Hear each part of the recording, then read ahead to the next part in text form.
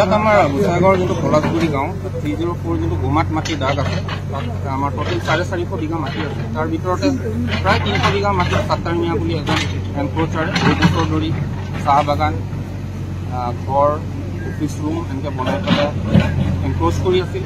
তো যিহেতু এইটো বিজিয়াৰ মাটি, আমি বিজিয়াৰ মাটিটো এনক্ৰ'চমেণ্ট ফ্ৰী কৰিবৰ কাৰণে আজি এভিকশ্যন ড্ৰাইভটো কিমান বিঘা মাটি আছে? সকলোৱে টোটেল 450 বিঘা, তাৰ ভিতৰত প্ৰায় 300 বিঘা মাটি এনক্ৰ'চমেণ্ট